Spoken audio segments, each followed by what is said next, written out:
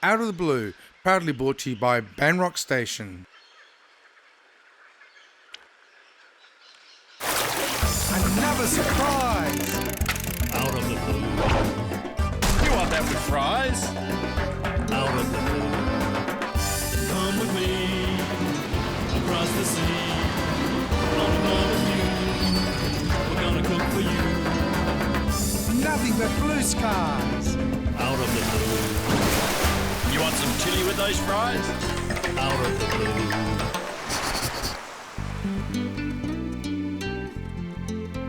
Beautiful coffee. Oh, it's a nice glass of red, isn't it? Oh. What'd you get, coffee?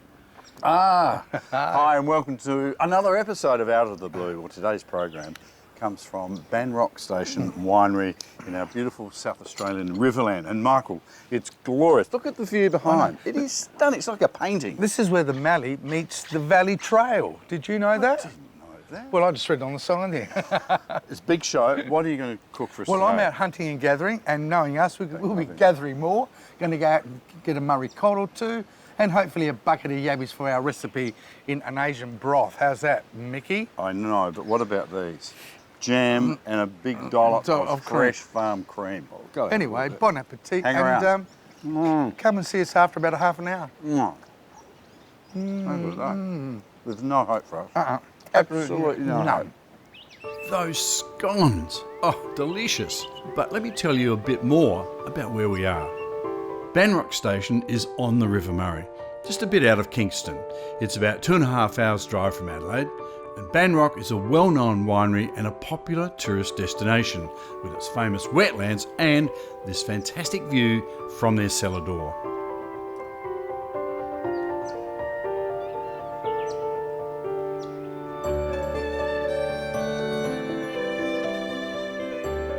Our friends at the Banrock Wine and Wetland Centre talked us into a very early morning walk to watch the sun come up over the wetlands. I think you'll agree it was worth it.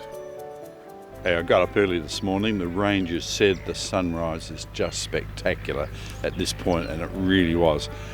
But boy, cold. I think it's less than 3 degrees, but it was worth every moment of it. The Banrock Wine and Wetland Centre is where you can start to explore this beautiful environment. Just walk out onto the deck and you'll get this wonderful view of the floodplain and the bird life. And there's much more to visit here. You can start with a cup of coffee out on the deck. We stop for a spot of lunch.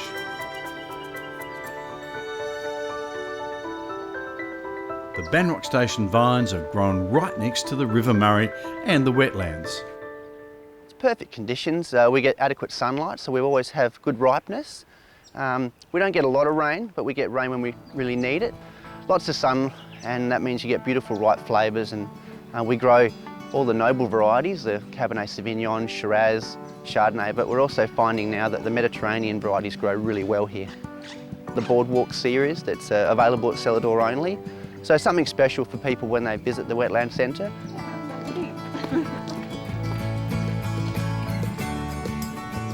So we're very proud of our Boardwalk series. I want you to start with the Pinot Grigio. This wine's got lovely stone fruit, white peach, so nice creamy texture. Should get myself one as well, so we'll try it. Hope you find the sweetness and the acidity is very balanced. Just a very nice food wine, designed to be matched with our food that's sold here, trying to use local produce. We find these varieties are grown very well in our vineyard here, suited to our climate. The Banrock Station Environmental Trust has been established to reinvest profits from the sale of Banrock Station wines into environmental projects around the world. More than $6 million for 130 projects in 30 countries. No wonder they are an award-winning destination. Mickey, my cauldron is boiling over. Hey? My stock is boiling. We'll be back after the break to see what he's going to do with his boiling stock. My cauldron.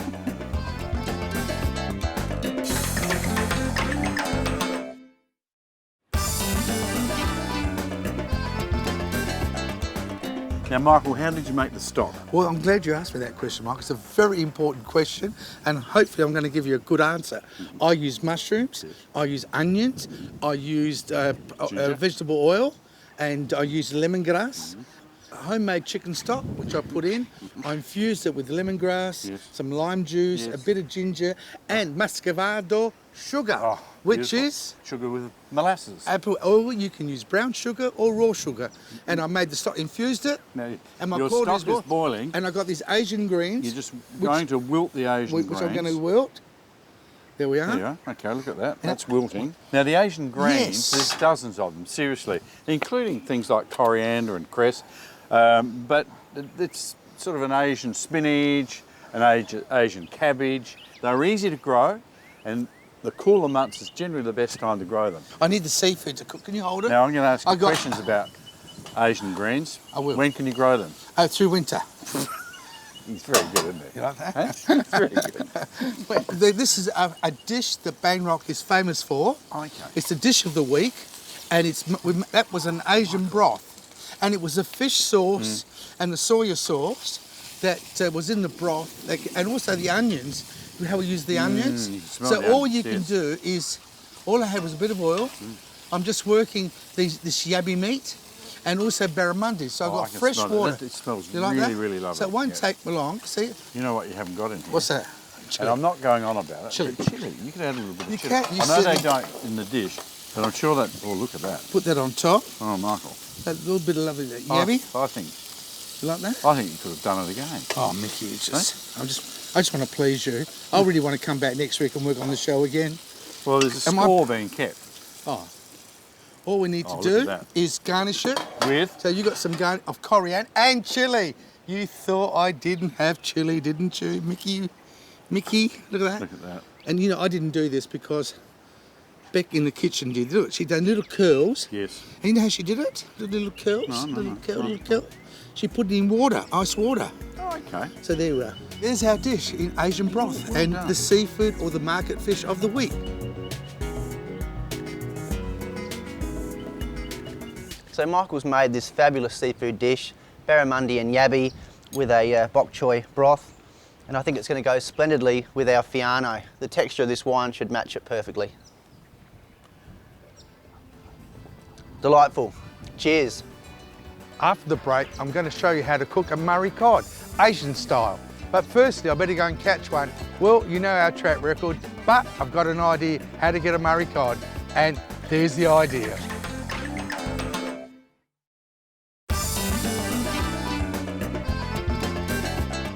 I told you I had an idea, and this is it. There's the net, there's the fish. Here's my mate Brenton. He's going to show me how to catch a Murray cod.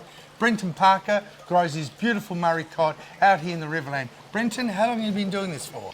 Nearly 7 years now, yeah. So you get small fingerlings at what Yeah. size? I get them in at 0.6 of a gram, and that, so they're only about the size of my little fingernail. That's about what Michael Keelan catches anyway. And how long does it take you to get them to market size? Probably 14 months, and then it will take me another year to finish them. It's quite a setup that Brenton has here, using River Murray water to keep the fish healthy. They really do like to hide away in the dark. Well, Brenton, you told me you're a good fisherman, so you better prove yourself. Yeah. Otherwise, Michael Keelan having a go at me. No worries, eh? So how many fish in this tank? There's only about 100, that's all. So you should do reasonably well. I reckon there's something cooking in the net. Yeah, there's definitely something in the net. Beautiful fish. Look at the condition of that fish.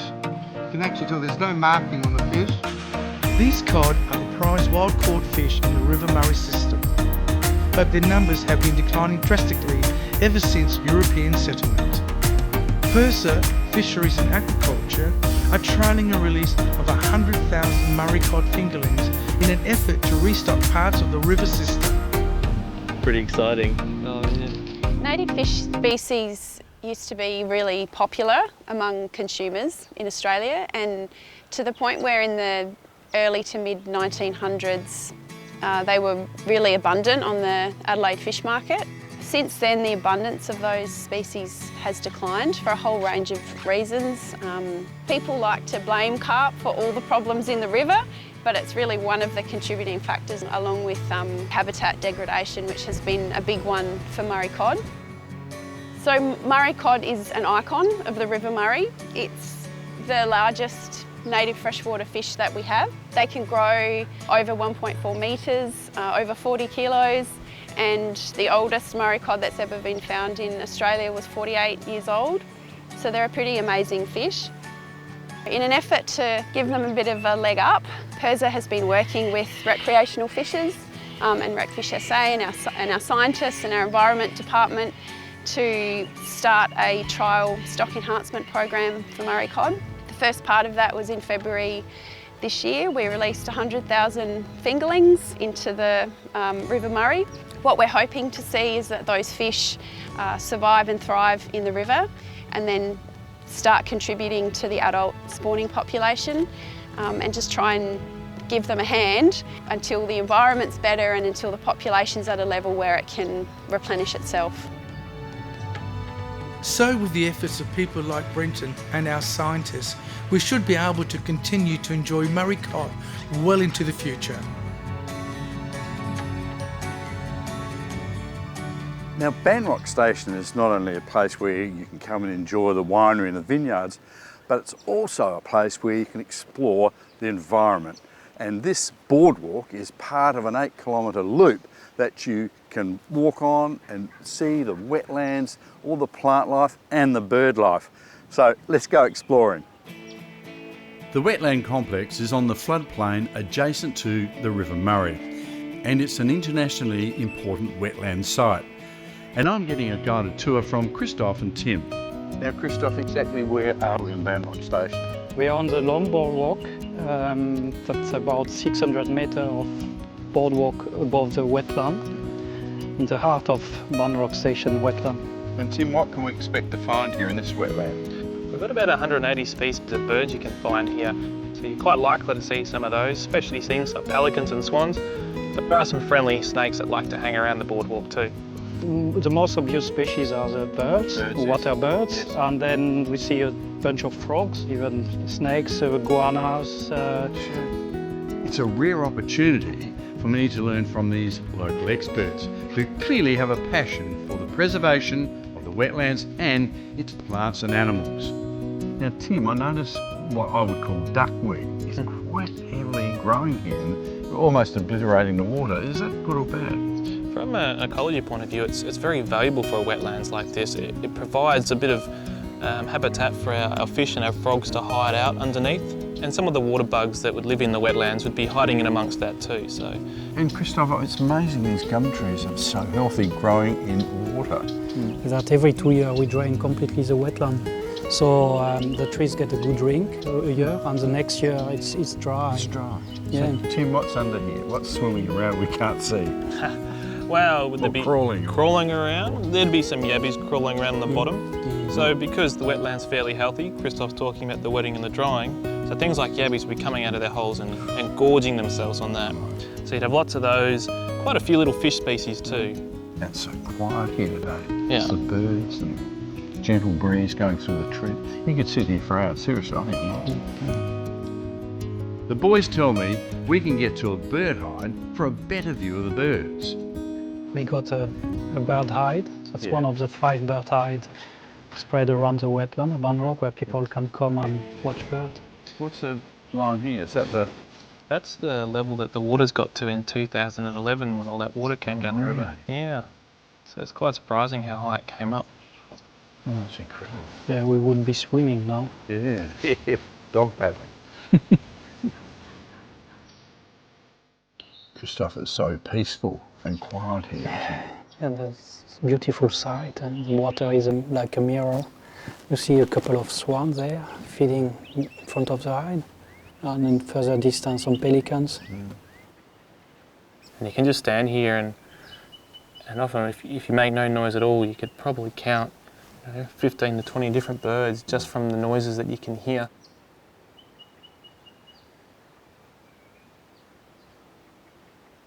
Now, Banrock Station have a very extensive revegetation program that's been going on for years. In this area here, it was planted up by the Waikerie Lutheran School. But each year, schools come out here and plant, 15 to 18,000 trees and shrubs, and here you can see the result of it. But over yonder, in an old onion paddock, they are planting literally millions of trees and shrubs with the help of Trees for Life. It's a fantastic program. Banrock Station wetlands are of international significance and they're well worth the visit. After the break, that beautiful fresh Murray cod is all ready for the pot.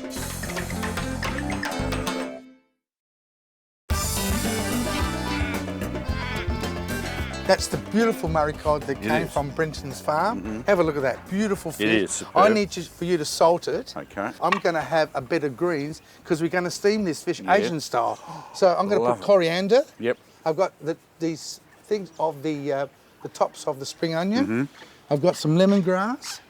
Okay, I'm going to put some fish stock there. I've got a sizzle. I've got a bit of. I love the sizzle. Bit of mirin. And also, I'm going to use a little bit of fish sauce. Fish sauce. Bit of salt. Now, is this homemade, Michael? What's this? The fish sauce you make No. I went to the grocery shop and bought it. But you make bit of fish stock, sesame don't oil. you? Onions. And I've got some light soy. Yep. Not too heavy. And can you cut me up some slices of lime juice? Now, see, I've already cut the bottom of that. See, there, Russ, you've got to cut. So it just makes it easier for slicing. There's method to his madness, but that one's squirted.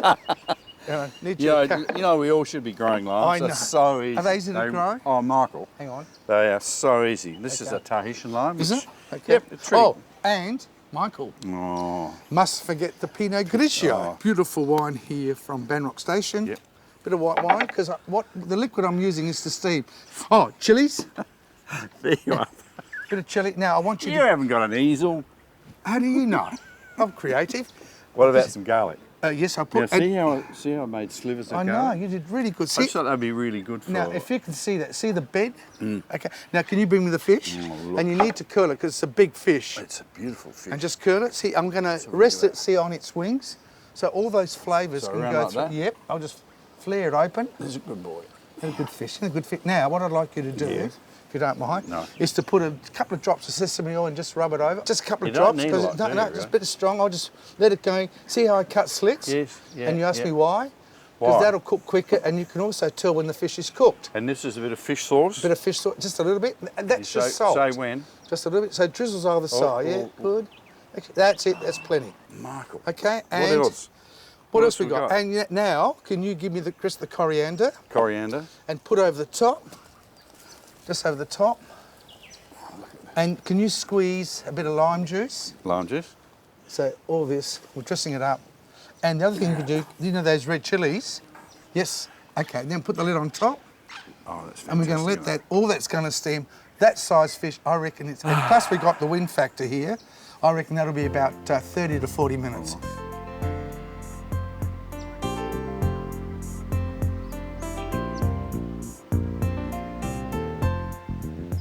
You know, it's a beautiful view from this Banrock Station decking. I don't know what's happened to Michael. I was just admiring the view. Mickey? The pots. Oh, there you are. Hello. I've been in the kitchen and I finished off the cod. That looks fantastic.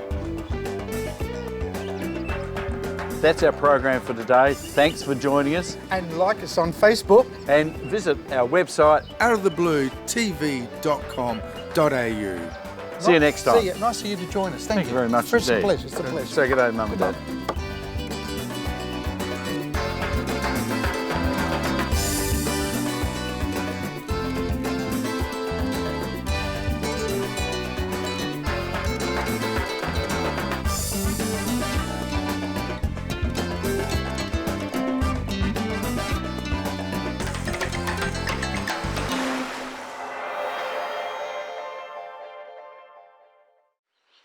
Out of the Blue, proudly brought to you by Banrock Station.